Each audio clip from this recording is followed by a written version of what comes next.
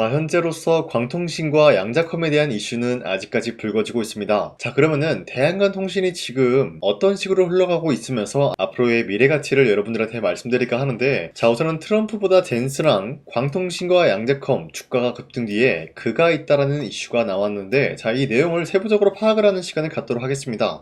자, 우선은 트럼프와 젠스랑 같은 경우가 최근에 AI 데이터 센터와 글로벌 AI에 대한 수요가 증가가 될 수밖에 없는 상황을 만들어낸 것은 사실이다라는 거예요. 자, 그러면서 젠스랑이 말하면은 주가가 오른다라고 하면서 젠스랑 엔비디아 CEO, 최고 경영자 이 CEO의 한마디로 인해서 시장이 즉각적으로 반응할 수 있는 것을 우리가 직접 확인을 할 수가 있었어요. 그리고 젠스랑 CEO는 글로벌 인공지능 AI 산업에 대해서 최상단에 있는 인물로서 그의 말 한마디는 주가의 방향성을 결정지을 수가 있다라는 거예요. 자, 그런데 최근에 엔비디아가 양자컴에 대해서 굉장히 관심을 보이고 있으면서 새로운 목표를 뚜렷하게 내세우고 있다는 거예요. 자, 그러면은 기본적으로 어떤 것이 관심이 쏟을 수밖에 없냐? 기본적으로 광통신 관련주가 양자 컴퓨터와 굉장히 긴밀한 흐름을 보이고 있기 때문에 기대감에 의한 매수세가 유입이 될 수밖에 없다는 거예요. 자, 그뿐만이 아니라 트럼프는 어떤 것에 대해서 언급이 되고 있었어요? AI 데이터 센터에 대해서 굉장히 많은 관심을 표출하고 있다는 거예요. 자, 실제로도 미국의 AI 데이터 센터는 현재로서 수요가 아직까지 증가가 되고 있는 상황인데, 이 AI 데이터 센터의 필수적인 요소가 바로 대한광통신의 광 케이블이 투입이 될 수밖에 없는 상황이라는 거예요. 자, 그러면서 트럼프가 현재 미국의 협상당 파키스탄으로 가고 있다고 하면서 중동 정쟁에 대해서 합의를 하겠다라는 이슈가 아직까지 나와주고 있는데, 현재 미국과 중동은 아직까지도 전쟁 중에 있다는 거예요. 자, 그렇다라고 하면은 기본적으로 트럼프는 AI 데이터 센터를 더욱더 분주하게 갖춰나갈 필요가 있다라고 판단하고 있어요. 그 이유가 뭐냐? AI 데이터 센터는 전쟁의 승패를 가릴 수 있을 만한 가치가 있는 만큼 중동 전쟁뿐만이 아니라 국가의 가치를 높이기 위해서는 AI 데이터 센터는 필수적인 요소이기 때문에 AI 데이터 센터를 계속해서 만들어주고 있다는 거예요. 그리고 이란과의 전쟁을 빠르게 끝냄으로써 트럼프의 다음 계획을 앞당기려고 하는 모습이 나오고 있다는 거예요. 자, 여기서 트럼프의 계획이 뭐냐? 바로 AI 데이터 센터 스타게이트 사업을 다시 한번 진행을 하겠다라는 계획을 내세우고 있다는 거죠. 자, 그러면은 이란과 전쟁이 길어질수록 스타게이트 사업에 투입이 되는 비용이 이란 전쟁으로 쏠릴 수밖에 없기 때문에, 쉽게 말씀드려서 이란 때문에 트럼프의 계획 AI 데이터 센터를 중단시키는 것은 국가적으로 손해를 볼 수밖에 없는 상황이다라는 거예요. 그렇기 때문에 이란과 합의를 하겠다라고 하면서 만약에 합의가 되지 않는다라고 하면은 이란의 발전소, 다리 파괴를 하겠다라는 협박 아닌 협박까지 나와주고 있다는 거예요. 자, 그런데 여기서 한 가지 유심히 봐야 되거든요. 과연 이란이 발전소와 다리가 붕괴가 될 경우에는 가만히 있을까요? 바로 이란 측에서는 AI 데이터 센터, 중동 전쟁의 새 표적이 될 수밖에 없다라는 거예요. 자, 그러면은 트럼프가 이란을 공격을 하겠다라고 하면은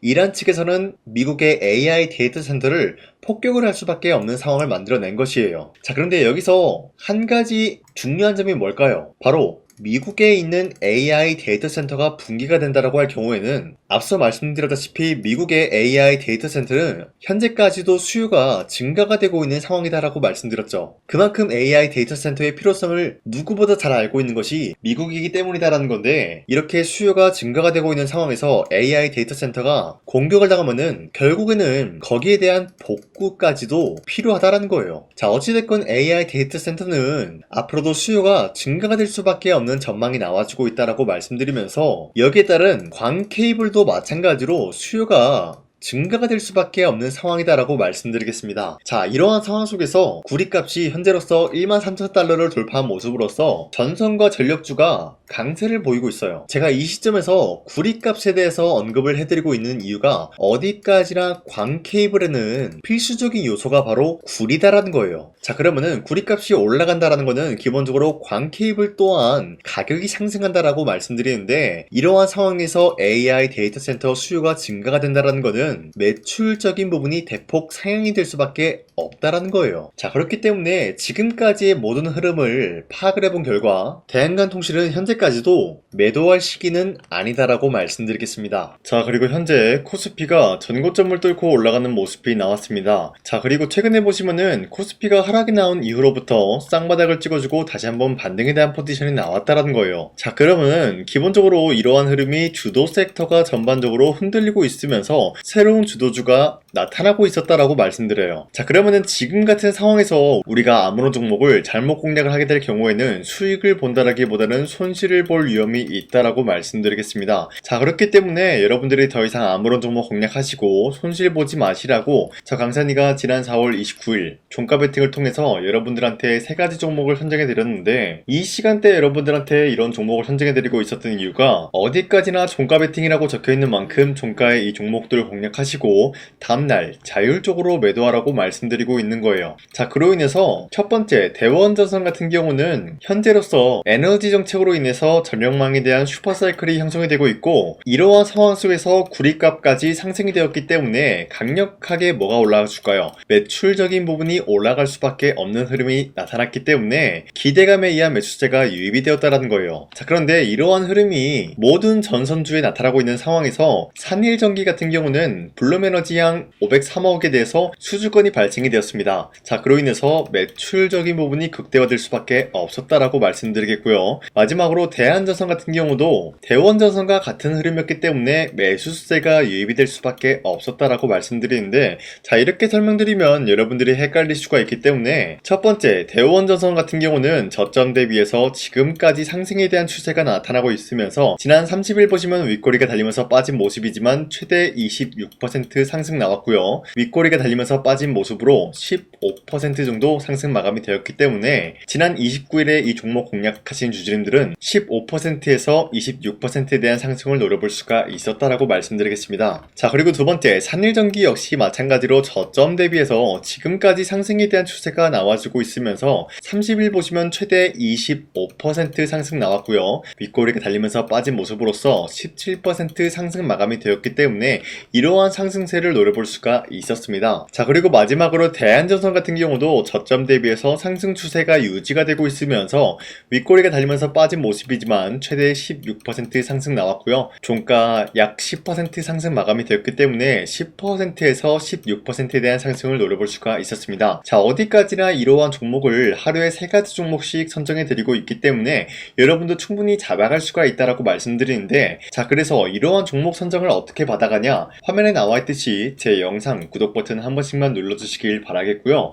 여러분들이 제 영상 구독 버튼 눌렀다라는 인증으로 상단에 나와 있는 제 연락처로 구독이라고 문자 한 번씩만 보내주시고 우리 함께 이러한 종목 선정을 받아갔으면 좋겠습니다. 남아있어요. 자, 보신 바와 같이 2024년도 11월 4일 오전 8시 28분에 장 시작하기 전에 여러분들한테 하나오션은 강산이 상반기 히든 종목으로서 무조건 공략을 해야 되는 종목이다라고 말씀드렸어요. 자, 이때 매수가 27,000원 라인대를 잡아드리고 있었던 이유가 이때 당시 미국의 군함 대규모 발주 소식과 트럼프가 동맹국을 이용할 것을 예고하고 있으면서 한국 조선기업은 큰 수혜를 입으면서 주도 섹터로 전환이 될 수가 있는 흐름이다라고 말씀드렸는데, 자, 이때 보신 바와 같이 발신번호 상단에 나와 있는 제 연락처랑 일치한 모습을 확인할 수가 있습니다. 자, 이 번호를 지금까지 쓰고 있는데 이때 당시 문자가 423건 발생하면서 우리 구독자 423분, 이분들은 하나오션 매수가 27,000원 라인을 공략을 해야 된다라는 문자를 받아오셨을 거예요. 자, 이뿐만이 아니라 두 번째 이슈페타시스 같은 경우도 마찬가지로 2024년도 12월 12일 21,000원대 라인을 공략을 해야 된다라고 말씀드렸는데, 자, 보시면 이때 종목 선정을 해드리고 있었던 이유가, 자, 이때는 좀 재밌었어요. 유상증자를 통해서 이슈페타시스가 제2호 회사를 인수하려고 하는 목적이 나왔는데, 자, 어디까지나 제2호 회사를 인수하는 게 이슈페타시스에게는 큰 악재가 될 수밖에 없었어요. 그 이유가 뭐냐? 바로 주주들 돈으로 PCB 기판에서 2차 전지 산업을 진행을 하겠다라는 의지가 나왔었기 때문에 주주들의 반발이 심할 수밖에 없는 상황이었죠. 자, 그런데 금감원으로 인해서 유상증자가 불발이 되고 있었어요. 자, 이러한 상황이 지속이 된다라고 할 경우에는 결국에 이수페타시스는 어떻게 되냐, 제2호 회사에 대한 인수 포기가 나올 수밖에 없었다라는 거예요. 그 말이 뭐죠? 주가 회복이 될 수밖에 없는 전망이 보여지고 있었기 때문에 여러분들한테 저점 구간인 2만원 라인대를 공략을 해야 된다라고 말씀드렸습니다. 자, 이때 보시면은 문자 723건 발생한 모습이 나왔었고요. 우리 구독자 723분, 이분들은 이수페타시스 저점을 잡을 수 있는 기회가 주어졌다는 거예요. 자, 그리고 마지막으로 부산노빌리티 같은 경우도 마찬가지로 2024년도 12월 27일 18,000원 라인대 여러분들한테 추천을 해드렸었는데, 자, 이때 이 종목을 추천했었던 이유가 전 세계적으로 원전에 대한 수요가 증가가 되고 있고 북미와 유럽 여기에 대한 진출 기대감이 있었기 때문에 매수세가 유입이 될 수밖에 없는 전망이 나와주고 있었고 주도 섹터까지 노려볼 수 있는 흐름을 갖췄다라는 거예요. 자, 그로 인해서 여러분들한테 두산노빌리티 18,000원 라인대 잡아드리면서 우리 구독자 921분, 이분들만큼은 이 종목을 공략을 할 수가 있게 도움을 드리고 있었다라는 거예요. 자, 마찬가지로 12월 27일 장 시작하고 난 이후로부터 여러분들한테 선정을 도와드리고 있었고 상단에 나와 있는 제 연락처 그대로 일치한 모습을 확인할 수가 있었습니다. 자, 이런 식으로 여러분들한테 2024년도에는 세 가지 종목들을 공략을 도와드리고 있었습니다. 하나오션 먼저 보여드리자면요, 24년도 11월 달이면은 대략적으로 이 지점이 되겠습니다. 이때 여러분들한테 27,000원 라인대 잡아드린 모습으로서 저점을 다지고 있을 때 여러분들한테 공략을 해드린 모습 확인할 수가 있었습니다. 자, 그런데 이 지점까지 지금 봤을 때 거의 10배 가까운 상승이 나왔는데 지금까지 이 종목을 들고 있는 주주님들은 저 강산이가 다시 한번 축하드린다라고 말씀드리면서 이러한 상승 모멘텀은 이수페타시스 역시 마찬가지로 24년도 12월 12일 이때가 바로 이 구간이었는데 이 종목도 마찬가지로 저점 대비해서 6배 이상의 상승을 만들어 나가고 있는 모습이 나타났습니다. 자, 그뿐만이 아니라 두산노빌리티도 24년도 12월 27일 바로 이러한 부근이었는데 이때부터 지금까지 확인해본 결과 거의 4배에서 5배 상승까지 충분히 노려볼 수 있는 흐름을 만들어 나갔습니다. 자, 어디까지나 이런 상승에 대해서는 상승 모멘텀이 굉장히 중요하다라고 말씀드리면서 여러분들이 24년도에 하나오션과 이수페타시스, 두산노빌리티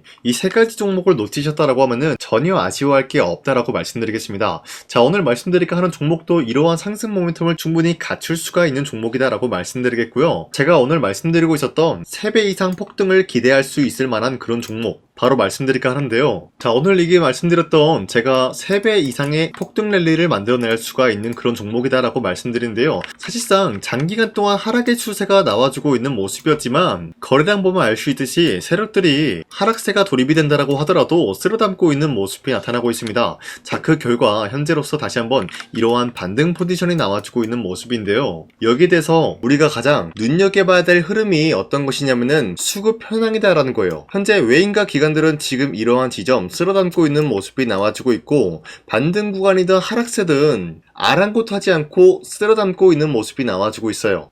자, 어떻게 보면 이러한 구간이 매집 구간이다라고 말씀드릴 수가 있는데요. 이 종목이 어떤 종목인지 분석을 해본 결과 굉장히 충격적인 결과가 나왔다라는 거예요. 바로 현대차와 테슬라 같은 경우가 로봇 산업에 대해서 경쟁을 하는 구도가 나와주고 있습니다. 보신 바와 같이 현재로서는 현대차의 아틀라스 그리고 테슬라의 옵티머스 같은 경우가 각자의 기술성이 전 세계적으로 인정받고 있는 모습이 나와주고 있는데 테슬라는 어디까지나 로봇 섹터가 두 번째 기획이었죠. 자, 첫 번째는 기본적으로 전기차였고요. 두 번째는 로봇, 그리고 마지막으로 스페이스 항공 관련되어 가지고 단계별로 성장성이 뚜렷한 모습을 연출하고 있어요. 자, 그런데 이러한 상황 속에서 현대차가 로봇 관련되어서 기술력을 뽐내고 있다는 것은 테슬라가 이를 견제하기 위해서 어떤 것을 만들어낼 것이냐, 당연히 로봇에 대한 시장 선점을 위해 나서기 위해서 분주하게 움직일 수밖에 없는 상황이 나타난 거예요. 자, 그러면 기본적으로 어떤 일이 발생이 되냐, 로봇에 대한 수요는 증가가 될 수밖에 없는 상황이다라는 거예요. 자, 그러면은 로봇의 수요가 증가가 된다라는 거는 기본적으로 로봇에 들어가는 부품 같은 경우도 수요가 증가될 수밖에 없는 상황이 나타난 것이죠. 자, 그런데 로봇에는 액추에이터 등등 굉장히 많은 부품이 들어가는데 그러한 부품들 중에서 우리가 한 가지 종목을 선정을 한다라고 할 경우에는 막대한 상승세를 노려볼 수 있는 기회까지 주어진다는 거예요. 자, 그런데 이러한 로봇 산업에 들어가고 있는 메모리 기술이 바로 LPDDR5다라는 건데 이러한 기술력을 쉽게 말씀드려서 정보를 처리할 수 있는 능력을 갖추고 있는 것이 바로 LPDDR5다라는 거예요. 자, 앞서 말씀드렸다시피 로봇에 대한 수요가 증가가 된다라고 하면은 기본적으로 부품 같은 경우도 수요가 증가가 된다라고 말씀드렸는데, 현재로서 DDR5 같은 이런 메모리 카드가 수요가 폭증이 됨으로써 가격 또한 마찬가지로 폭증이 되고 있다는 거예요. 자, 실질적으로 8만원에서 10만원대 하던 메모리 카드 같은 경우도 현재로서는 수요 폭증에 따라서 40만원에서 50만원까지 가격적인 부분이 4배에서 5배나 상승이 되고 있는 모습이 나타나고 있다는 거예요. 자, 그러면은 사실상 메모리 관련된 종목을 지금 매수한다라고 할 경우에는 이미 고점에서 매수한 거나 다름없기 때문에 DDR 관련된 종목을 지금에서 공략하기는 굉장히 버겁다라는 거예요. 자, 하지만 로봇에 들어가는 것은 기본적으로 LPDDR5만 있는 게 아니라 2170 배터리도 대량으로 탑재가 될 수밖에 없다라는 거예요. 자, 그런데 지금 상황에서 우리가 2170 배터리 관련주를 잡기에는 너무나 많은 종목이 있다라는 거예요. 자, 하지만 그럼에도 불구하고 우리가 21700 배터리 관련주를 반드시 공략을 해야 되는 이유가 뭐냐면요, 바로 테슬라의 로봇 관련주는 지금 일론 머스크가 계획을 하고자 하는 방향성의 두 번째 섹터라는 거예요. 자, 그리고 앞서 말씀드렸다시피 일론 머스크의 마지막 계획은 바로 우주 스페이스, 우주항공 관련된 기술력을 보유를 하는 것이 목적이다라는 거죠. 자, 그런데 스페이스X에 투입이 되고 있는 것이 바로 21700 배터리이기 때문에 2170 배터리의 수요는 앞으로도 점차 증가가 될 수밖에 없는 상황이기 때문에 우리가 2026년도 반드시 잡아야 될 종목은 2170 배터리다라고 말씀드리겠습니다. 자, 그런데 기본적으로 2170 배터리 관련주를 아무 종목이나 공략을 하는 것이 아니라 국내 소부장 기업들 중에서 테슬라의 2170 배터리를 만들기 위해서 필수한 기술력을 납품을 해주는 기업이 있다는 거예요. 자, 그런데 이러한 기업의 성장성은 앞으로도 분명히 뚜렷할 수밖에 없는 게 앞서 말씀드렸다시피 전기차에도 들어가고 있고 로봇 섹터에도 들어갈 수밖에 없는 흐름 만들어냈다라는 거예요. 자, 그뿐만이 아니라 스페이스라는 막대한 사업에도 투입이 될 수밖에 없는 흐름이다라고 말씀드린 만큼 우리가 국내 이 기업을 반드시 공략을 하게 될 경우에는 막대한 상승세를 노려볼 수가 있다라고 말씀드리겠습니다. 자, 이러한 구조가 있었기 때문에 여러분들한테 이렇게 말씀을 드리고 있는 것인데, 현재 이러한 구간에서는 외인과 기관들이 쓸어담고 있는 모습이 나와지고 있었고, 그동안 주가가 하락세가 돌입이 되더라도 계속해서 거래량이 발생이 되면서 매수세가 들어와주고 있었다라는 거예요. 자, 기만하지 않겠습니다. 이 히든 종목을 여러분들이 꼭 받아보고 싶다라고 하시는 분들은 상단에 나와 있는 제 연락처로 구독이라고만 문자 한 번씩만 보내주시면요, 제가 선착순 1000명한테만 이 하나오션 그리고 이 스페타시스 두 사너빌리티 여러분들한테 증명을 해드리고 오셨던 것처럼 이 1000분한테만 이 종목명이 뭔지 여러분들한테 문자로 발송해드리겠습니다. 지금까지 제 영상 끝까지 시청해주신 저 강산의 찐 구독자님들, 이분들한테만 이렇게 히든 종목을 선물해드리고 싶어가지고 준비한 거니까요, 반드시 구독이라고 문자 보내주시길 바라겠습니다. 이게 날마다 오는 종목이 아니기 때문에 지금 여러분들이 저한테 문자 안 보내주시고 그때 가서 후회하지 마시고요, 선착순으로 1000명이기 때문에 지금 빠르게 상단에 나와 있는 제 연락처로 구독이라고 문자 한 통씩만 남겨주시길 바라겠습니다. 자, 지금까지 제 영상 끝까지 시청해주신 우리 주주님들 다시 한번 감사드린다 라고 말씀드리면서 영상 마무리하도록 하겠습니다. 자, 지금까지 강산이었습니다. 다음 시간에 뵐게요.